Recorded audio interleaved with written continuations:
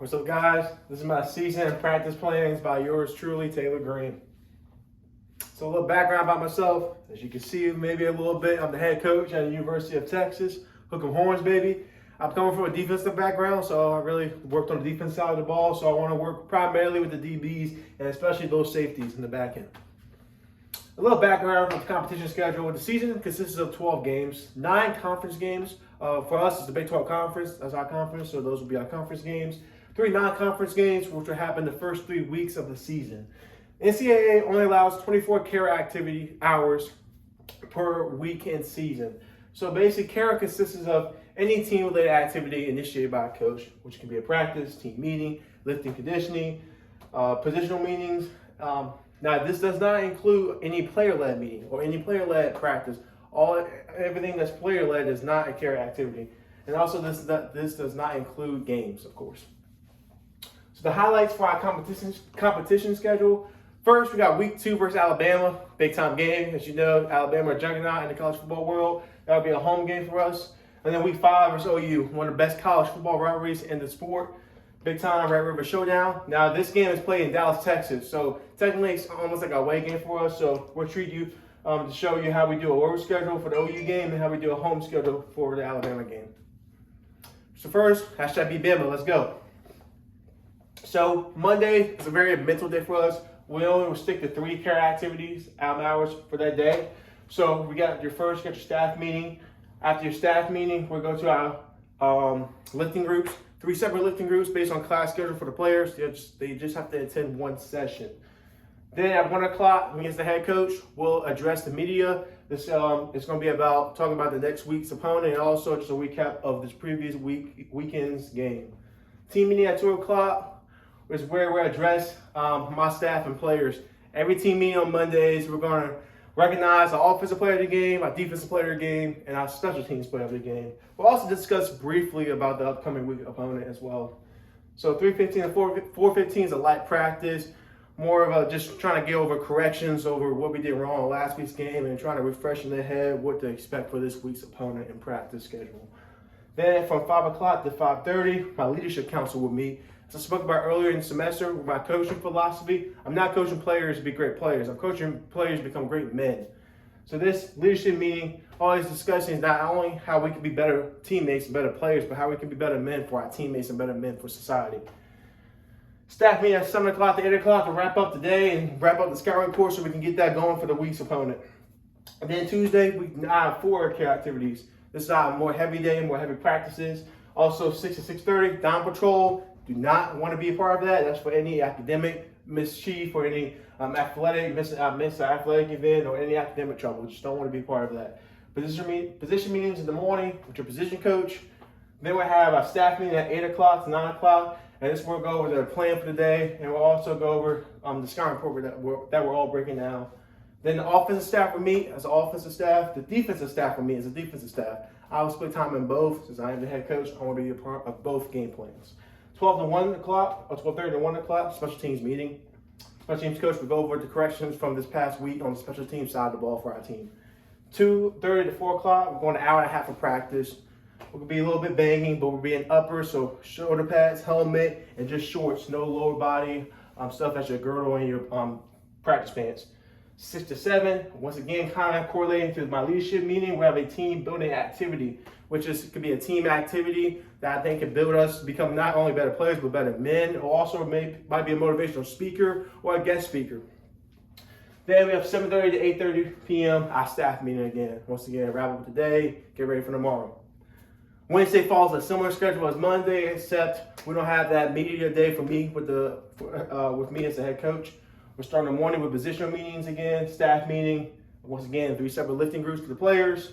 And then we go throughout the rest of the day for our schedule. The only difference you'll see on Wednesday is that right here. We're going full padded practices. We're going to bang a little bit because, football is a physical sport. We got to be able to know how to bang or whatever still.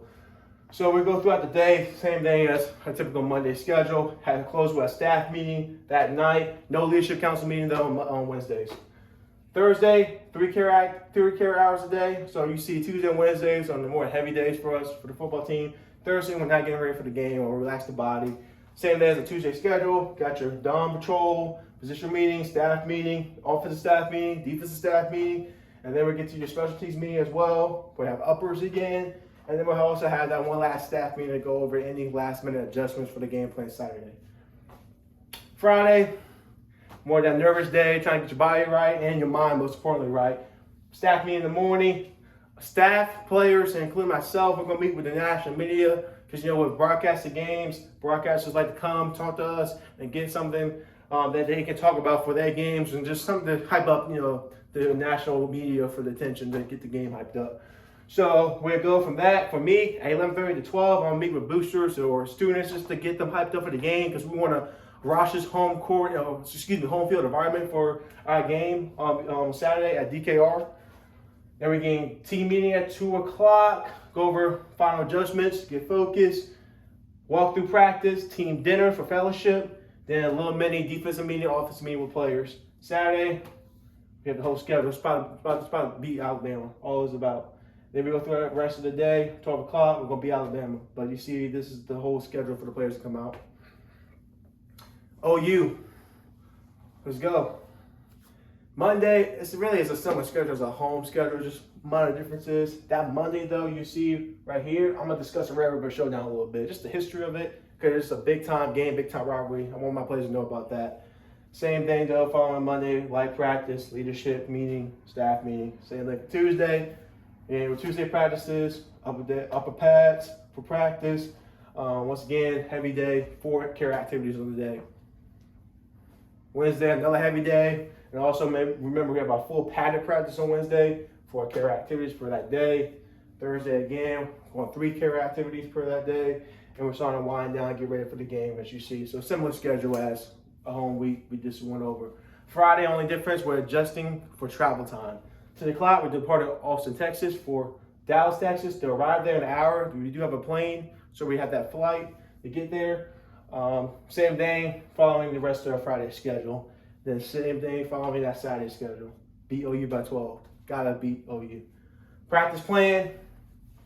First drill, we have a 4-weight break drill. This is when a DB backpedals 5 yards and then breaks straight downhill. So first he's gonna break from his right foot, then his left, then he's gonna open up, then he's gonna open up left. All of this in a continuous motion.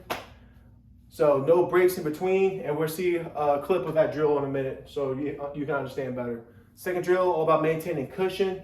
See, both of these first 2 drills are about man techniques because DBs are going to be playing a lot of man. So we got to make sure that we know how to legit stay out cushion with the receiver without them breaking. And then once they get to our hip, so when we flip our hips with the receiver.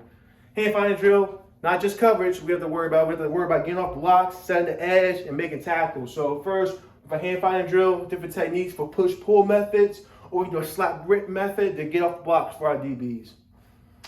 Then our fourth drill, we have our reach escape drill, which is similar to our hand finding drill, except we're adding footwork to the drill. So we're acting like we've been reach, we have to get back to the outside, but in order to get outside, we got to rearrange our feet, get to the outside, then use our hand finding methods that we used in our third drill that I just spoke about. So after this, we have a quick video to demonstrate all 4 drills for you.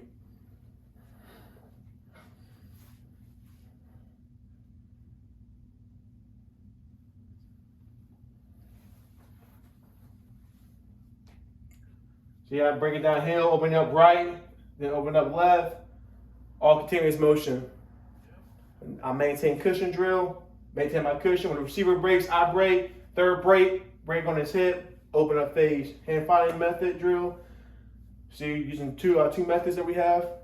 Then finally, I reach escape drill. See that footwork, how to use my footwork to get the outside edge, defeat the reach.